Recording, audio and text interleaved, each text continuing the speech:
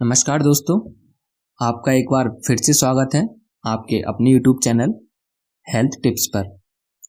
दोस्तों, आज की इस वीडियो में मैं आपको योग से जुड़े कुछ ऐसे आसन बताऊंगा जिन्हें आप अपनाकर अपने तन व मन दोनों को स्वस्थ रख सकते हैं। इसके साथ ही वीडियो की शुरुआत में मैं आपको योग क्या है, योग के क्या लाभ हैं और योग के कितने प्रकार होते हैं, यह सब जानकारी भी आपको मैं दूंगा। तो गाइस, जुड़े रहे हमारे साथ कुछ मिनटों के लिए। दोस्तों, योग एक आध्यात्मिक प्रक्रिया है जिसमें शरीर, मन और आत्मा को एक साथ लाने का काम होता है। यह सब प्रक्रिया और धारणा हिंदू धर्म, जैन धर्म और बौद्ध धर्म में ध्यान प्रक्रिया से संबंधित है। योग शब्द भारत से बौद्ध धर्म के साथ चीन, जापान, तिब्बत, दक्षिण पूर्व एशिया और श्रीलंका में भी फैल गया है और इस समय सारे सभ्य जगत में लोग इससे परिचित हैं।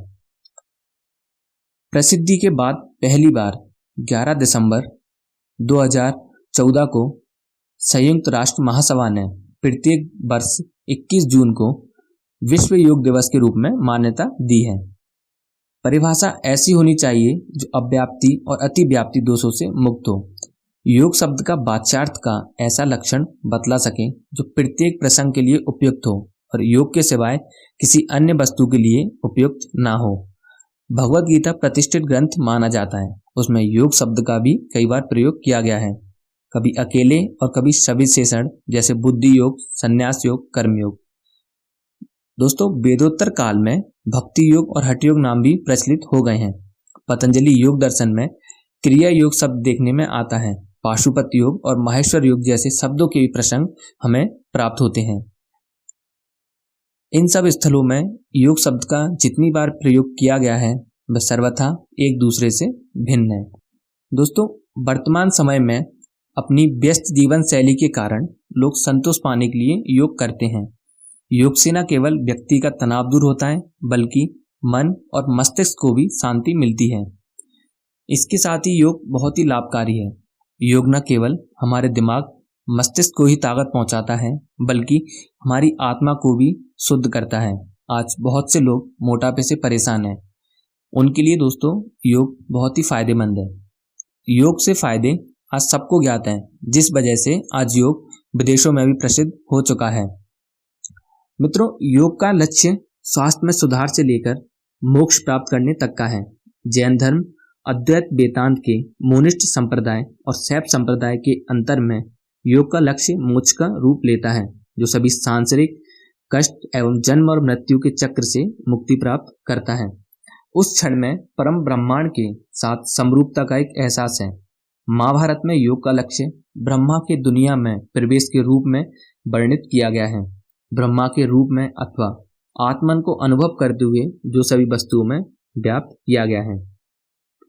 दोस्तों, मिर्जा एलियाडे योग के बारे में कहते हैं कि यह सिर्फ एक शारीरिक व्यायाम ही नहीं है, एक आध्यात्मिक तकनीक भी है। साथ ही सर्वपल्ली राधाकृष्ण ने लिखा है कि समाधि में निम्नलिखित तत्व शामिल हैं: वितर्क, विचार, आनंद और असीमता। दोस्तों, अब मैं आपको योग के प्रकार के बारे में बताऊंगा।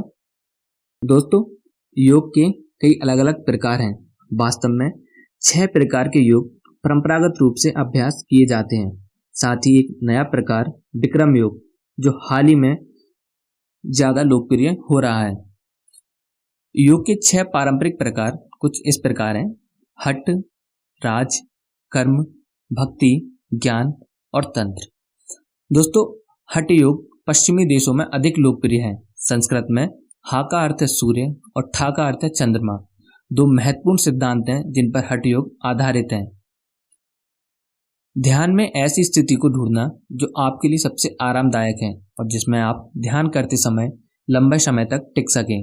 बहुत से लोग पद्मासन को ध्यान देने के लिए विशेष रूप से करते हैं। शरीर के भीतर ऊर्जा में सुधार। दोस्तों, योग शरीर में ऊर्जा के प्रवाह में सुधार करता है। इस करने से स्वास्थ्य में सुधार व साथ ही साथ मस्तिष्क में भी सुधार होता है। पुस्तक में सभी विषय शामिल हैं, विशेष रूप से प्राणायाम, रेचक, पूर्वांग, कुंभक, चक्र, कुंडलिनी और भी कई विषयों के बारे में बताया गया है। दोस्तों, इस पुस्तक का नाम है हठ योग प्रदीपिका। द्वितीय प्रकार है योग का राजयोग। राजयोग हठ योग के समान है। राज को योग के अन्य रूपों की तुलना में थोड़ा अधिक कठिन माना जाता है, क्योंकि इसमें अन्य योगासन की तुलना में अधिक अनुशासन और नियंत्रण की आवश्यकता होती है। राजयोग मन और शरीर की एकाग्रता, ध्यान और अनुशासन पर केंद्रित है। मित्रों, राजयोग के 8 अंक माने गए हैं। प्रथम नैतिक अनुशासन, द्वितीय आत्म संयम, तृतीय एकाग्रता, चतुर्थ ध्यान, पंचम सांस नियंत्रण व अन्य है मुद्रा, संवेदी अवरोध व अष्टम परमानंद। राजयोग का उद्देश्य मित्रों विचारों को नियंत्रित करना और मंत्रों को शांत करना है, जिससे अंत में आत्म जागरूकता प्राप्त कर सके। योग का तृतीय प्रकार है कर्मयोग। कर्मयोग का अर्थ निस्वार्थ क्रिया का करना है। कर्मयोग करने के लिए आपको मनुष्य और मानवता की सेवा करने के लिए स्वयं को आत्मसमर्पण करना होगा। कर्मयोग हिंदू धर्म पर आधारित है और इसे भगवद गीता द्वारा स्थापित किया गया था। इस प्रकार के योग का मुख्य उद्देश्य मन और हृदय को शुद्ध करना, नकारात्मक ऊर्जा और नकारात्मक सोच से छुटकारा पाना। साथ ही इसी कारण से पता चलता है कि कर्मयोग शारीरिक से अधिक आध्यात्मिक है, अर्थात यह एक आध्यात्मिक योग है। चतुर्थ योग भक्ति योग। भक्ति योग दिव्य प्रेम और विश्वास के बारे में है। मित्रों, व्यक्ति मनुष्यों समेत सभी जीवित प्राणी के लिए समय समर्पित करता है, क्षमा और सहिष्णुता का अभ्यास भी करता है। यह कर्मयोग के समान ही है। इसके साथ ही भक्ति के 9 सिद्धांत हैं, जिनका पालन किया जाना आवश्यक है। श्रवण, प्रशंसा, स्मरण, पड़ा सेवा, पूजा, वंदना, दास्य, सखा व आत्म निवेदना। दोस्तों, योग का अगला प्रकार है ज्ञान योग। ज्ञान योग दिमाग से नकारात्मक ऊर्जा को मुक्त करता है। इस प्रकार के योग के माध्यम से ज्ञान को पाया जाता है। ज्ञान योग दिमाग से नकारात्मक ऊर्जा को मुक्त करता है। इस प्रकार के योग के माध्यम से ज्ञान की प्राप्ति की जाती है। मित्रों, ज्ञान योग के 3 मुख्य सिद्धांत हैं। प्रथम आत्मबोध, द्वितीय अहंकार को हटाना व तृतीय आत्मानुभूति।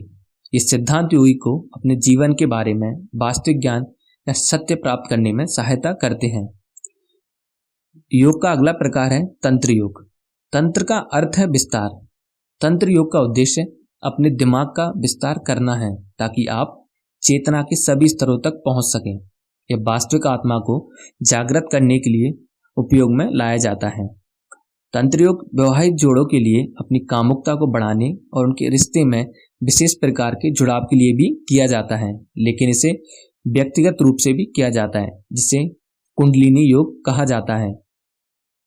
दोस्तों, यह योग विशेष रूप से कामुकता के बारे में नहीं है, लेकिन यह इसका एक हिस्सा है। यह ज्ञान को प्राप्त करने और कई अनुष्ठानों के माध्यम से स्वयं को पार करने के बारे में भी है। अगला नव और गैर पारंपरिक योग है, जिनमें हम विक्रम योग। मित्रों, विक्रम योग पारंपरिक 6 योगासन में शामिल नहीं किया गया, लेकिन यह इतना लोकप्रिय हो रहा है कि यह उल्लेख के योग्य है। मित्रों, विक्रम चौधरी द्वारा विक्रम योग की रचना की गई थी। इसका अभ्यास विशेष कमरे में किया जाता है, जिसका तापमान लगभग 40 डिग्री होता है। इसमें 26 मुद्राएं और 2 प्रकार के श्वास अभ्यास किए जाते हैं। विक्रम योग कुछ प्रकार के आध्यात्मिक ज्ञान तक पहुंचने के बजाय शरीर को डिटॉक्सिफाई करने के बारे में भी किया है, जिसमें कि शरीर को बड़े पैमाने पर पसीने के माध्यम से विषाक्त करना होता है। अगला है अयंगर योग। मित्रों, अयंगर योग की स्थापना BKS अयंगर ने पुणे में अपनी कक्षाओं में की थी और समय के सबसे प्रभावशाली गुरुओं में से एक गुरु ने माना जाता है। उन्होंने योग को सटीक से करने पर जोर दिया, इसलिए वे कक्षाओं में प्रॉप्स का उपयोग भी करते थे, जैसे कि ब्लॉक, बेल्ट, बॉस्टर्स, कुर्सियां और कंबल, जो चोटों, जकड़न या संतुलन से बचते थे। मित्रों, अब मैं आपको बताऊं कुंडलिनी योग। योग की यह प्रणाली मानसिक केंद्रों या चक्रों के जागरण से संबंधित है, जो कि हर व्यक्ति में मौजूद है। कुंडलिनी योग में उच्च स्तर के चक्रों को जागृत किया जाता है, जो कि उच्च मानसिक केंद्रों से जुड़ी गतिविधियां होती हैं। आसन, प्राणायाम, मुद्रा, जप और मंत्र का उपयोग कुंडलिनी ऊर्जा को प्रोत्साहित करने के लिए भी किया जाता है। अगला है अष्टांग योग। संस्कृत में अष्टांग का अनुवाद 8 अंग के रूप में किया जाता है। अष्टांग योग को 20वीं शताब्दी में पट्टाभी जोइस ने खोजा, जब वह योग कोरुंटा एक प्राचीन योग ग्रंथ का अनुवाद कर रहे थे। मित्रों, इस योग शैली में एक आसन से दूसरे आसन तक जोरदार प्रवाह से जाना शामिल है। अष्टांग अभ्यास में 6 श्रृंखलाएं शामिल होती हैं, जिसमें योगी को बिना रुके एक मुद्रा से दूसरी मुद्रा में जाना होता है। दोस्तों, योग का अंतिम प्रकार है विन्यास योग। हठ योग की तरह ही विन्यास, जिसमें कई विभिन्न शैलियां शामिल हैं। विन्यास में सांस और एक मुद्रा से दूसरे में जाने पर मेल बैठाया जाता है। विन्यास शब्द का अर्थ योग प्रवाह और सांस को एक साथ जोड़ने से होता है। दोस्तों, योग की प्रकार जानने के बाद अब मैं आपको योग के कुछ ऐसे आसन बताऊंगा जिन्हें आप आजमाकर अपने शरीर व मन दोनों को स्वस्थ रख सकते हैं। चलिए जानते हैं कुछ ऐसी आसनों के बारे में। दोस्तों, योग के कुछ सरल आसनों की श्रेणी में सर्वप्रथम मैं आपको बताऊंगा अर्धचंद्रासन के बारे में। मित्रों, जैसे कि नाम के अनुसार अर्ध का अर्थ आधा और चंद्रासन का मतलब चंद्र के समान किया गया आसन। इस आसन को करते समय शरीर का आकार अर्धचंद्र के समान हो जाता है, इसलिए इसे अर्धचंद्रासन कहा जाता है।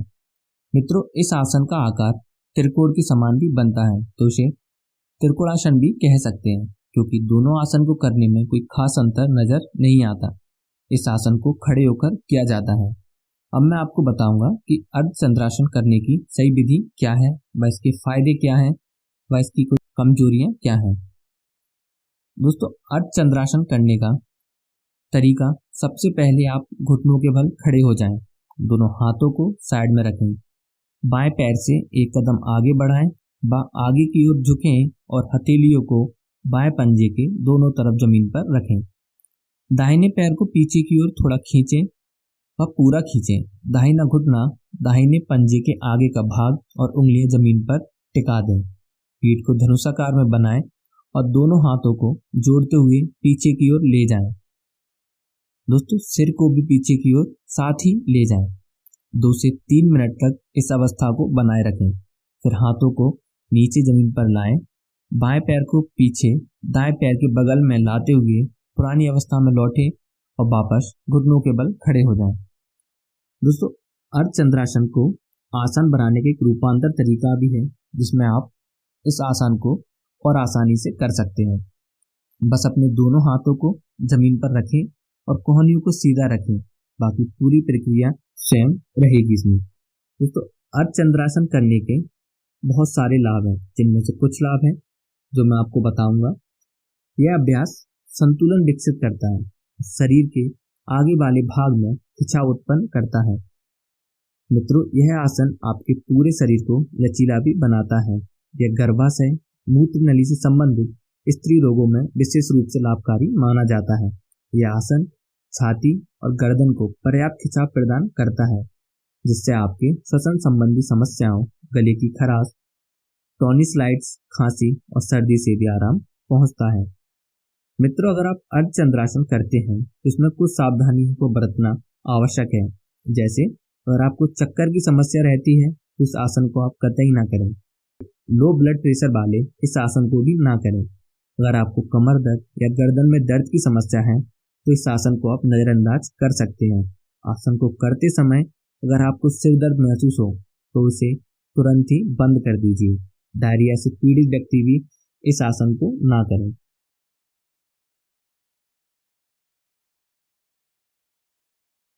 दोस्तों, अगर आप बालासन करते हैं तो बालासन करने से प्रथम आप एक वीरासन नामक योग है जिसको करना आवश्यक है। दोस्तों, वीरासन एक संस्कृत भाषा का शब्द है जो 2 शब्दों से मिलकर बना है।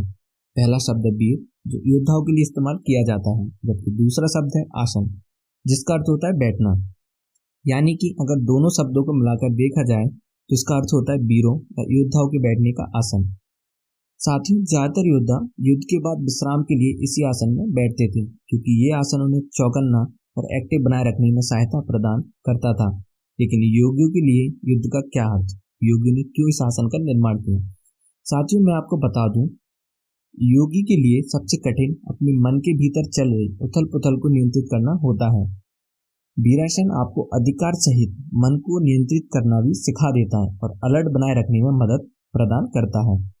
वीरासन बेहद आसान आसन है और ये हठ योग की एक प्रमुख मुद्रा है, इसलिए मैं आपको वीरासन करने की सही विधि, इसकी सावधानियां और इसके कुछ फायदे आपको बताना चाहूंगा। दोस्तों, वीरासन के फायदे हैं जिन्हें जानकर आपको थोड़ा अजीब लगे, लेकिन ये सच है। वीरासन का अभ्यास करने वाले योगी खुद को दुनिया की व्यापकता से दूर करके मन को शांत रखने में सफल हो जाते हैं। हालांकि ये आसन देखने में काफी साधारण है, लेकिन इसके अभ्यास के लिए जांघें, घुटने, टखने और हिप्स की मांसपेशियां काफी फ्लेक्सिबल होनी चाहिए। इसके लिए आपकी घुटनों को मोड़ने की जरूरत भी पड़ती है। जब तक आप जमीन पर बैठने का अभ्यास नहीं करते, तब तक वीरासन करना आपके लिए वाकई कठिन साबित हो सकता है। अगर आपको जमीन पर बैठने का अभ्यास नहीं है, तो आपको टांगों पर भारी दबाव महसूस करना पड़ सकता है। साथियों, आपको टांगों की पिंडलियों और जांघों में भी खिंचाव महसूस हो सकता है। आपको बहुत ही कम लोग ऐसे दिखेंगे जो वीरासन पर आसानी से बैठ पाते होंगे, जब तक उन्हें वीरासन में बैठने की आदत ना रही हो। लेकिन वीरासन की कुछ फायदे बेमिसाल हैं। इससे टांगों को अच्छा स्ट्रेच मिलता है। ये आपकी रोजमर्रा की जिंदगी से जुड़े कामों जैसे दौड़ना, वॉकिंग और साइकिलिंग में भी मदद प्रदान करता है। यह आपकी टांगों को भीतर से मजबूत भी बनाता है।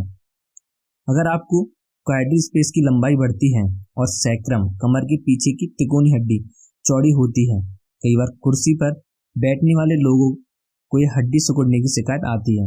यह आसन कब्ज और कमजोर पाचन की समस्या से निपटने में भी आपको मदद प्रदान करता है। साथियों, वीरासन को मेडिटेशन के लिए भी बेस्ट आसन माना जाता है। इस आसन को करने के दौरान आप दुनिया से जुड़े रहते हुए भी दूर हो जाते हैं। आपका सोता हुआ अपचेतन मन जागृत हो उठता है। साथ ही ये आसन किसी मजबूत शरीर और स्थिर मन वाले योद्धा के लिए भी बनाया गया था। इसके साथ ही यह आसन आपके टखने, जांघों और घुटनों को अच्छी स्ट्रेचिंग भी प्रदान करता है। इस आसन से पैरों के पंजे भी बहुत अधिक स्ट्रांग हो जाते हैं। मित्रों, वीरासन के अभ्यास से पाचन क्रिया और गैस की समस्या में राहत मिल सकती है। साथ ही थकान के बाद वीरासन करने से पैरों में रक्त संचार बढ़ता है, जिससे आपको आराम प्राप्त हो सकता है। इन सब के साथ ही वीरासन आपको पोस्चर सुधारने में भी मदद करता है और वीरासन हाई ब्लड प्रेशर, अस्थमा और समतल पांव होने की समस्या में भी कारगर साबित होता है। तो अब हम जानते हैं वीरासन करने की सही विधि आखिर है क्या। अगर आप वीरासन का अभ्यास पहली बार कर रहे हैं या आपने हाल ही में योग करना शुरू किया है, तो शुरुआत में आपको मुश्किल हो सकती है। पहले आपको फर्श में बैठने पर पैरों के टॉप पर प्रेशर महसूस हो सकता है और संतुलन बनाने में भी कठिनाई हो सकती है। वीरासन के अभ्यास से आप देखेंगे कि आपके पैरों के पंजों पर बाहर की तुलना में भीतर से ज्यादा दबाव पड़ रहा है। इससे बचने के लिए आप हथेलियों को कलाइयों के किनारे से जमीन की तरफ धीरे धीरे दबाव डालें, जैसा आप अपने पैरों के अंगूठे से जमीन को हल्के से दबा रहे हैं। वीरासन करने की विधि में सर्वप्रथम फर्श पर घुटनों के बल बैठ जाएं और यह निश्चित करें कि आपके घुटने आपके हिप्स के ठीक नीचे हों। अपने हाथों को आराम से घुटनों पर रख लें। अब अपने घुटनों को पास लाएं, जिससे आपके पैरों के बीच का अंतर अपने आप बढ़ जाएगा। ये अंतर आपके हिप्स की चौड़ाई से ज्यादा नहीं होना चाहिए। इसके बाद मजबूती से अपने पैरों के टॉप्स को फर्श की तरफ दबाएं और साथ ही धीरे धीरे अपने हिप्स को नीचे की तरफ लाएं, जैसे आप चटाई पर बैठने जा रहे हो। अपनी पिंडलियों को मोड़ते हुए दूर करें और ध्यान दें कि आपके हिप्स एड़ियों के ठीक बीच में हो। इस बात पर एक खास ध्यान देना है कि वीरासन पर बैठने के दौरान अगर घुटनों में कोई समस्या है, तो इसका अभ्यास तुरंत ही बंद कर दें। अपने पैरों की उंगलियों को बाहर की तरफ निकलने दें, जबकि आपके टखने ऐसी स्थिति में होने चाहिए जैसे वो घुटनों को बचा रहे हैं। अब नाभि को भीतर की तरफ खींचें, जबकि अपनी रीढ़ की हड्डी को खींचते हुए सिर को पीछे की तरफ झुकाने की कोशिश करें। साथियों, वीरासन का अभ्यास 30 सेकंड तक करें। इसके बाद धीरे धीरे सामान्य हो जाएं। एक बार आप जिस आसन के अभ्यास में दक्ष हो जाएं, इसके बाद आप इस आसन का अभ्यास मेडिटेशन के लिए भी कर सकते हैं। मित्रों, अगर आप वीरासन करना चाहते हैं तो वीरासन करने से पहले कुछ बातों का ध्यान रखना आवश्यक है। जैसे वीरासन का अभ्यास सुबह के वक्त ही किया जाना चाहिए, लेकिन अगर आप शाम के वक्त आसन करते हैं तो जरूरी है कि आपने भोजन कम से कम 4 से 6 घंटे पहले कर लिया हो और ये भी सुनिश्चित कर लें कि आसन करने से पहले आपने शौच कर लिया हो और आपका पेट एकदम खाली हो। इनके अलावा कुछ सावधानियां हैं जो आपको बरतनी चाहिए। जैसे अगर आपको दिल की बीमारी है तो इस आसन का अभ्यास ना करें। अगर आपको सिर दर्द रहता है तो गोल तकिया पर बैठकर इस आसन का अभ्यास करना चाहिए।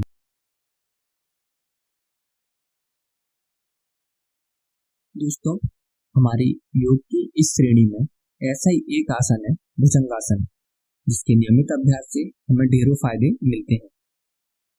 सर्वप्रथम मैं आपको बता दूं कि आखिर भुजंगासन है क्या।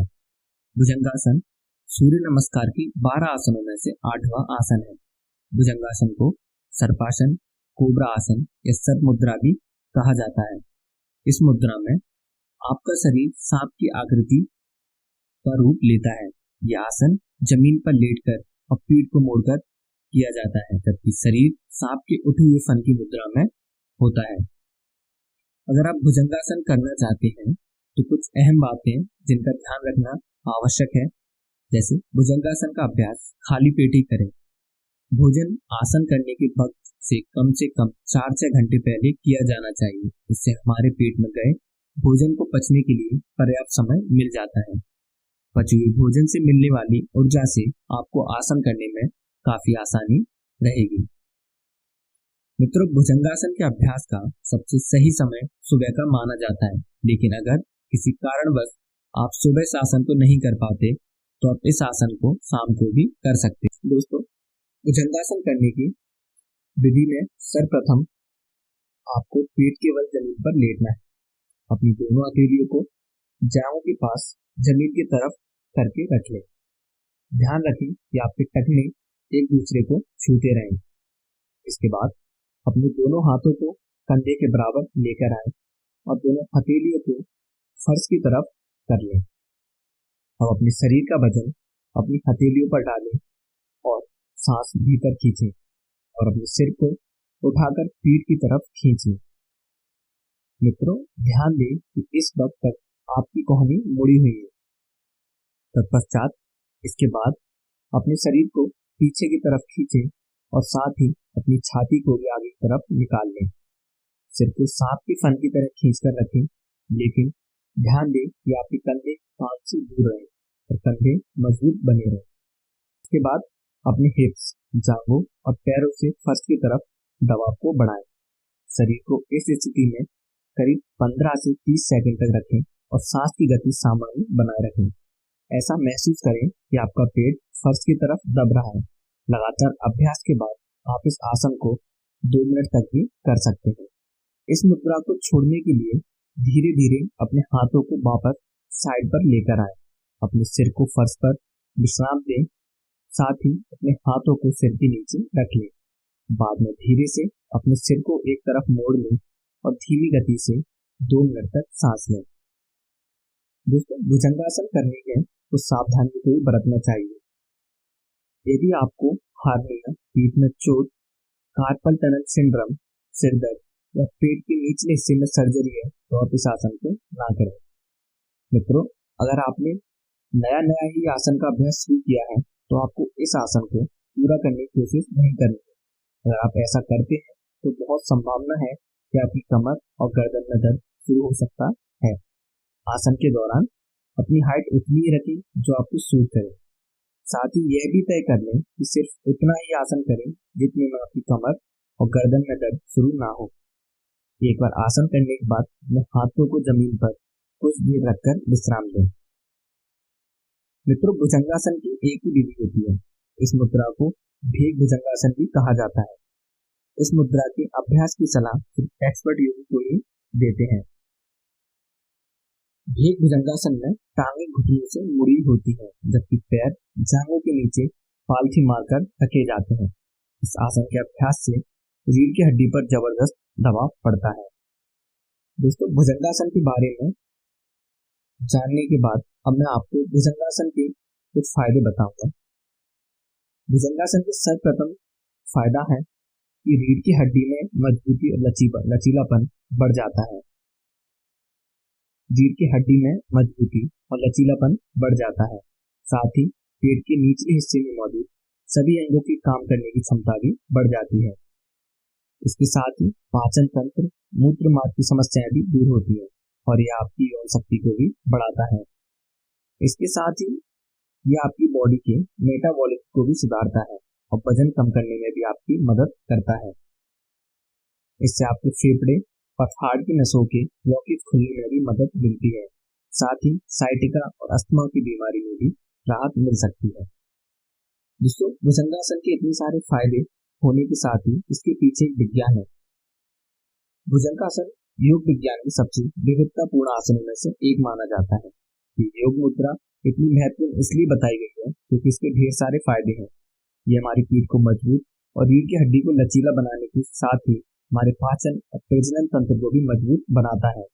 इसके अलावा ये आसन हमारे चक्रों को भी खोलने में अहम भूमिका निभाता है। जैसे भुजंगासन के अभ्यास से हमारे शरीर के 7 में से 4 चक्रों को खोलने में मदद मिलती है। ये चक्र है विशुद्धि चक्र, अनाहत चक्र, मणिपुर चक्र और स्वादिष्ठान चक्र।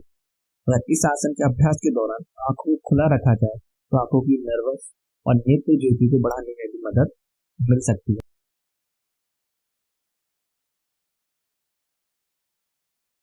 दोस्तों, योग आसन की अगली श्रेणी में मैं आपको बताऊं बालासन करने का सही तरीका क्या है, इसके फायदे व इसकी कुछ सावधानियां जो आपको बरतना आवश्यक है।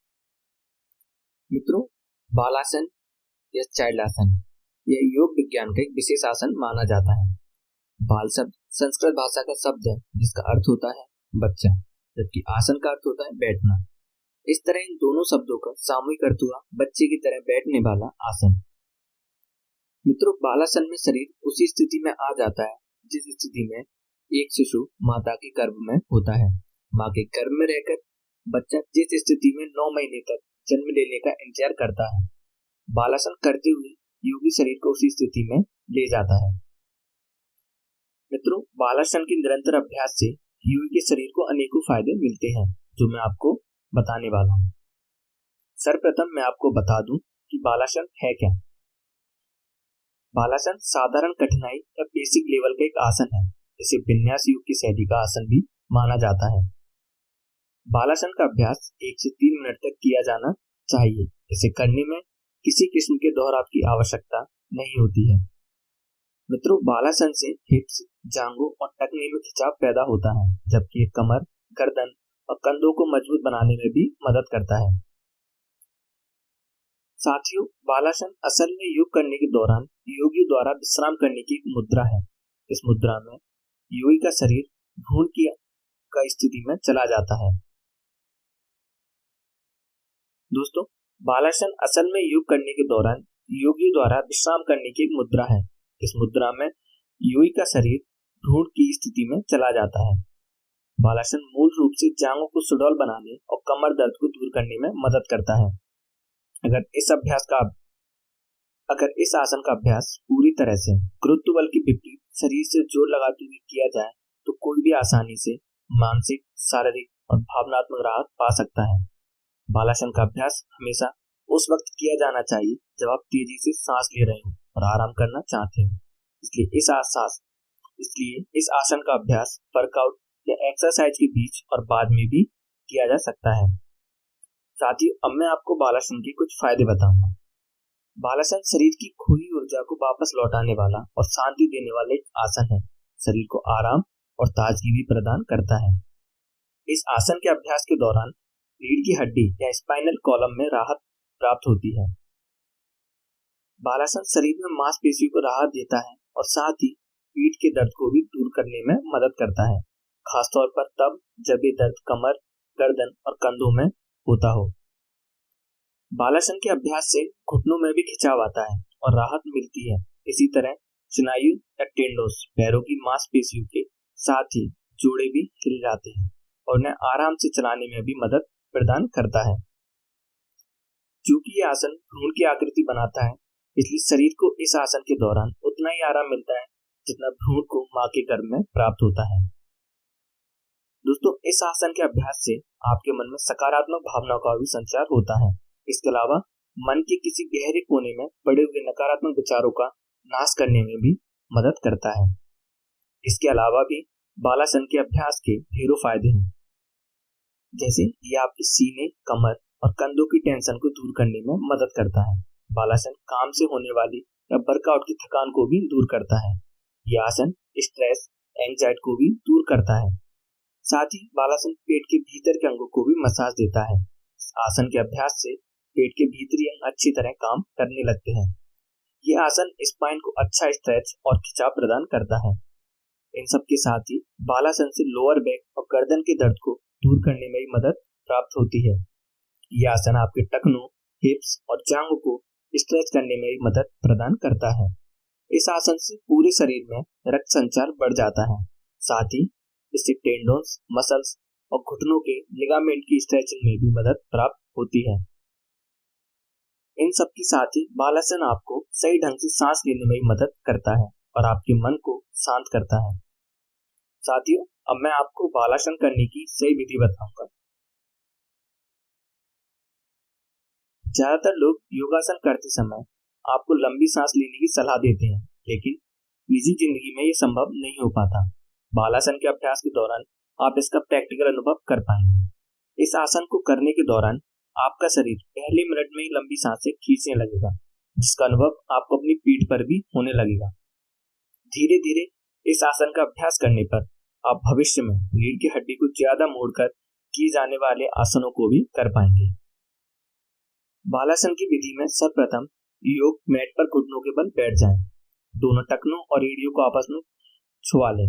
धीरे धीरे अपने घुटनों को बाहर की तरफ जितना हो सके फैला लें। गहरी सांस खींचकर आय की तरफ झुकें और पेट को दोनों जांघों के बीच ले जाएं और सांस छोड़ दें। साथ ही कमर के पीछे के हिस्से में त्रिकास्ती या सैक्रम को चौड़ा कर लें। अब कूल्हे को सिकोड़ते हुए नाभि की तरफ खींचने का प्रयास करें। इनर थाइज या भीतर जांघों पर आप स्थिर हो जाइए। सिर को गर्दन के थोड़ा पीछे से उठाने की कोशिश करें और टेल बोन को पेलिप्स की तरफ खींचने का प्रयास करें। हाथों को सामने की तरफ लाएं और उन्हें अपने सामने रख लें। दोनों हाथ घुटनों की सीध में ही रहना चाहिए। साथ ही दोनों कंधों को फर्श से छुआने का प्रयास करें। आपके कंधों का खिंचाव शोल्डर बेल्ट से पूरी पीठ में महसूस होना चाहिए। दोस्तों, इस स्थिति में 30 सेकंड से लेकर कुछ मिनट तक बने रहें। धीरे धीरे फ्रंट टोर्सो को खींचते हुए सांस लें। पेलिप्स को नीचे झुकाते हुए टेल बोन को उठाएं और आप सामान्य हो जाइए। मित्रों, बालासन करने से पहले कुछ बातों का ध्यान रखना आवश्यक है। जैसे बालासन का अभ्यास सुबह के वक्त ही किया जाना चाहिए, लेकिन अगर आप शाम के वक्त आसन कर रहे हैं तो जरूरी है कि आपने भोजन कम से कम 4 से 6 घंटे पहले कर लिया हो। ये भी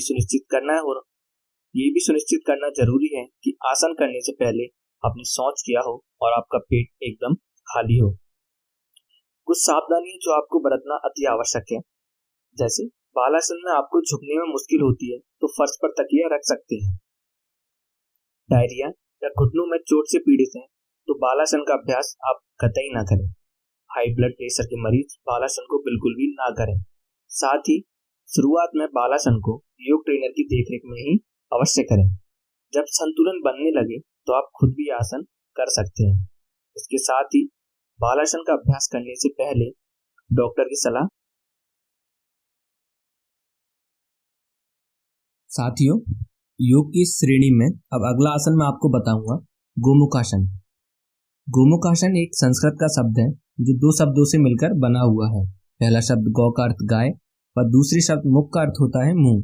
इस आसन का मतलब गाय के मुंह के समान होता है। इसे अंग्रेजी में काउ फेस पोज के नाम से भी जाना जाता है।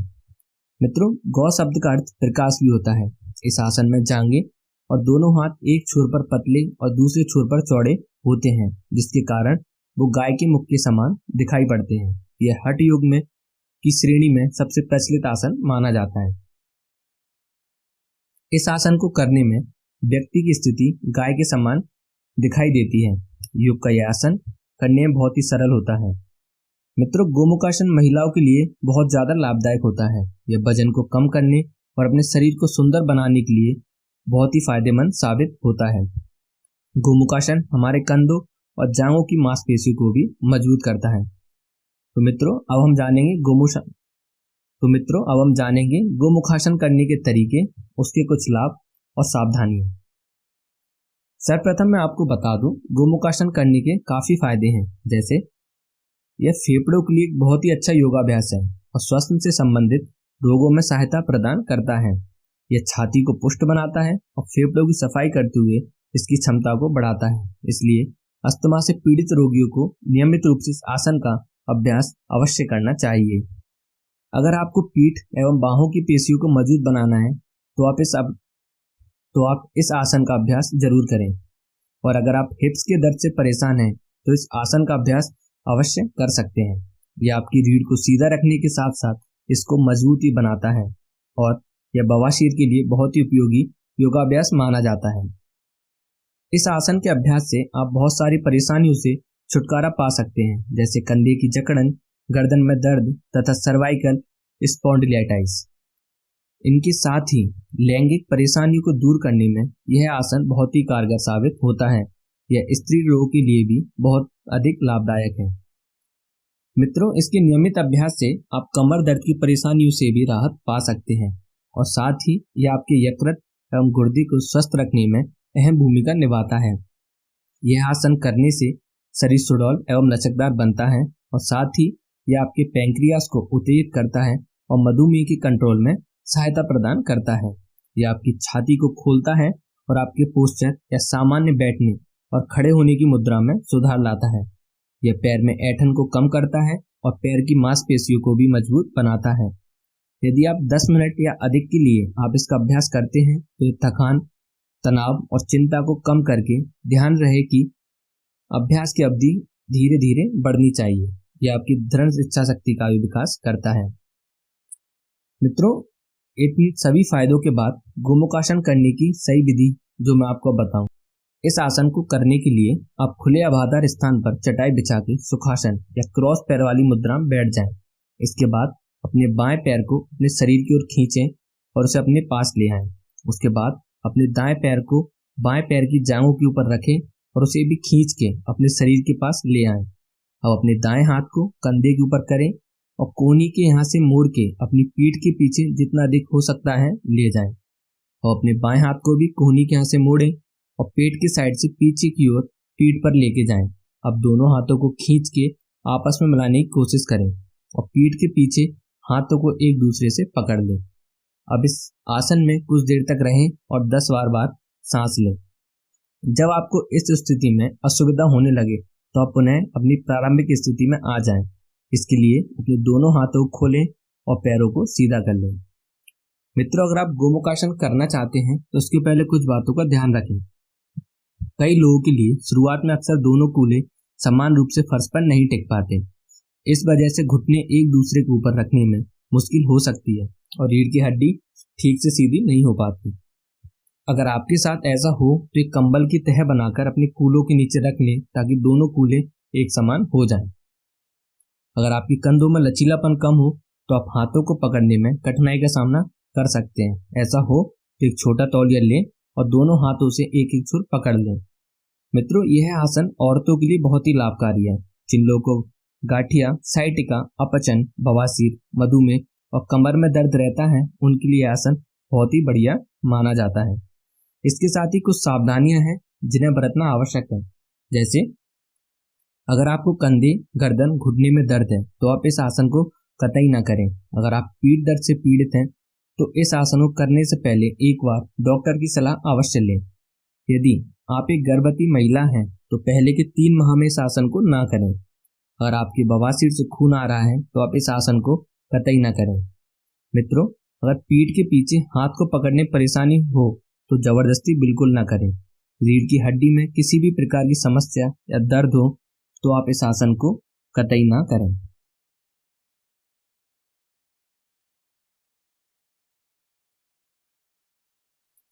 दोस्तों, योग की श्रेणी में अगला आसन है हलासन। हलासन को अंग्रेजी भाषा में हलासन और फ्लो पोज भी कहा जाता है। अन्य योगासनों की तरह ये हलासन को भी उसका नाम खेती में उपयोग किए जाने वाले उपकरण से ही प्राप्त हुआ है। जमीन जोतने वाले इस हल का उपयोग भारत और तिब्बत में बहुतायत से किया जाता रहा है। हल का जिक्र न सिर्फ भारत बल्कि तिब्बत, चीन और मिस्र की दंत कथाओं में भी पाया जाता है। मित्रों, यह जानना ही महत्वपूर्ण है कि हिंदू धर्मशास्त्रों के मुताबिक मिथिला के राजा जनक की पुत्री सीता उन्हें खेत में हल चलाते हुए ही प्राप्त हुई थी। जनक ने बालिका को स्वीकार किया और हल के फाल के संस्कृत नाम के आधार पर उन्हें सीता नाम दिया। बाद में सीता ने स्वयंवर में अयोध्या के राजकुमार राम को वरमाला पहनाई थी। इस कहानी का अर्थ ये है कि हल का उपयोग प्राचीन काल से छिपे हुए खजाने की खोज के लिए होता रहा है। हल की आकृति बनाने से शरीर भी आपके लिए वही काम कर सकता है। साथ ही आपके शरीर में अनेकों ऐसी सोई हुई शक्तियां हैं जिनका उपयोग शरीर कभी नहीं कर पाता। हलासन के अभ्यास से शरीर की कई ऐसी शक्तियों को वापस सक्रिय करने की शक्ति आप हासिल कर पाएंगे। साथियों, हलासन करने की सबसे सरल विधि क्या है? सर्वप्रथम योग मैट पर पीठ केवल लेट जाएं, अपने हाथों को शरीर से सटा लें, हथेलियां जमीन की तरफ खींच लें, सांस भीतर की ओर खींचते हुए पैरों को ऊपर की तरफ उठाएं। अब टांगे कमर से 90 डिग्री का कोण बनाएं। दबाव पेट की मांसपेशियों पर रहना चाहिए। टांगों को ऊपर उठाते हुए अपने हाथों से कमर को सहारा दें। सीधी टांगों को सिर की तरफ झुकाएं और पैरों को सिर के पीछे ले जाएं। पैरों के अंगूठे से जमीन को छुएं। इसके साथ ही हाथों को कमर से हटाकर जमीन पर सीधा रख लें और हथेली नीचे की तरफ रख लें। कमर जमीन के समानांतर होनी चाहिए। इस स्थिति में 1 मिनट तक बने रहें। सांसों पर ध्यान केंद्रित करें। सांस छोड़ते हुए टांगों को वापस जमीन पर ले आएं। साथ ही आसन को छोड़ते हुए जल्दबाजी कतई न करें। टांगों को एक समान गति से ही सामान्य स्थिति में वापस लेकर आएं। मित्रों, अगर आप हलासन करते हैं तो इसके अभ्यास में कुछ सावधानी आपको बरतनी चाहिए। जैसे अगर आपको डायरिया या गर्दन में चोट की समस्या है तो हलासन का अभ्यास ना करें। अगर आप हाई बीपी या अस्थमा के मरीज हैं तो यह आसन बिल्कुल ना करें। हलासन के अभ्यास के दौरान समस्या होने पर टांगों को सहारा दिया जाए। हलासन का अभ्यास शुरुआत में किसी योग्य योग ट्रेनर की देखरेख में ही शुरू करें तो वो ज्यादा उचित हो सकता है। शुरुआत में आप अपनी गर्दन पर ज्यादा खिंचाव महसूस कर सकते हैं और आपके कंधों का ऊपरी हिस्सा जमीन को छूता रहे ताकि पीठ को ज्यादा सपोर्ट मिल सके। कंधों का दबाव कान पर बनाने की कोशिश करें और इससे कनपट्टी और गला मुलायम बने रहेंगे। मित्रों, हलासन के कुछ फायदे हैं, जैसे हलासन पाचन तंत्र के अंगों की मसाज करता है और पाचन सुधारने में मदद करता है। साथ ही ये आपके मेटाबॉलिज्म को बढ़ाता है और वजन घटाने में भी आपको मदद करता है। डायबिटीज के मरीजों के लिए ये बेस्ट आसन माना जाता है क्योंकि शुगर लेवल को कंट्रोल करता है। यदि ये रीढ़ की हड्डी में लचीलापन बढ़ाता है और साथ ही आपकी कमर के दर्द को भी आराम प्रदान करता है। मित्रों, इनके साथ ये स्ट्रेस और थकान से निपटने में भी आपको सहायता प्रदान करता है। हलासन के अभ्यास से दिमाग को शांति मिलती है और इस आसन से रीढ़ की हड्डी और कंधों का अच्छा खिंचाव भी प्राप्त होता है। ये थायराइड ग्रंथि से जुड़ी समस्याओं को भी खत्म करने में आपकी मदद करता है और इसके साथ ही कमर दर्द, नपुंसकता, साइनोसाइटिस, इंसोमिनिया और सिर दर्द में भी फायदा पहुंचाता है। मित्रों, हलासन के इतने सारे फायदे होने के साथ ही इसके पीछे एक विज्ञान है। जैसे हलासन का नियमित रूप से अभ्यास करने पर संपूर्ण शरीर में भरपूर ऊर्जा का संचार होता है और पोषण बढ़ता है। हलासन से शरीर में रक्त संचार बढ़ता है और गले और पीठ के आसपास लचीलापन बढ़ जाता है। हलासन शरीर से तनाव और टेंशन को दूर करता है और साथ ही गले और गर्दन में होने वाले दर्द में इसके नियमित अभ्यास से कमी आने लगती है। अगर आपको साइनोसाइटिस की समस्या है या फिर श्वसन नली में कोई बलगम या कफ जमने की समस्या है तो हलासन के अभ्यास से श्वसन तंत्र साफ हो जाता है और इसके निरंतर अभ्यास से सांसों की गति भी स्थिर होने लगती है। मित्रों, हलासन शरीर के संपूर्ण नाली तंत्र को हील करता है और शांति देता है। ये ग्रंथियों से होने वाले हार्मोन के उत्सर्जन को नियंत्रित करने में मदद प्रदान भी करता है। खासतौर पर थायरॉक्सिन और एड्रेनालिन जैसे हार्मोन के उत्सर्जन को हलासन से नियंत्रित किया जा सकता है। हलासन हमारी मूत्र नली और पाचन तंत्र से जहरीले टॉक्सिन को निकालने में मदद करता है। अगर आपको हाई ब्लड प्रेशर की समस्या रही है तो यह आसन आपको हाइपरटेंशन से निकालने में भी मदद प्रदान करता है। साथियों, अब आप जान गए होंगे कि इन सभी योग का आसन के अभ्यास को कैसे करना है। अब इंतजार किस बात का है? थोड़े से अभ्यास के बाद आप इन सभी आसनों में दक्ष हो सकते हैं। शुरुआत में आसन करते वक्त जरूरत से ज्यादा बल का प्रयोग करने की कोशिश ना करें। धीरे धीरे ही अपना अभ्यास बढ़ाएं और इससे आप सुरक्षित भी रहेंगे और इन सभी आसनों से होने वाले फायदों का भी लाभ आप उठा पाएंगे। साथियों, अगर हमारी ये वीडियो आपको अच्छी लगी हो या आपका कोई सुझाव हो तो हमें कमेंट करके जरूर बताएं, और हमारे चैनल को अभी तक सब्सक्राइब नहीं किया है तो सब्सक्राइब करके बेल आइकन को प्रेस करना ना भूलें, जिससे आपको ऐसी हेल्थ से रिलेटेड नई नई वीडियोस का अपडेट मिलता रहे। और वीडियो को लाइक एंड शेयर जरूर करें। यदि आपका कोई हल, समस्या, समाधान या सुझाव हो तो आप हमें कमेंट बॉक्स में शेयर कर सकते हैं। धन्यवाद।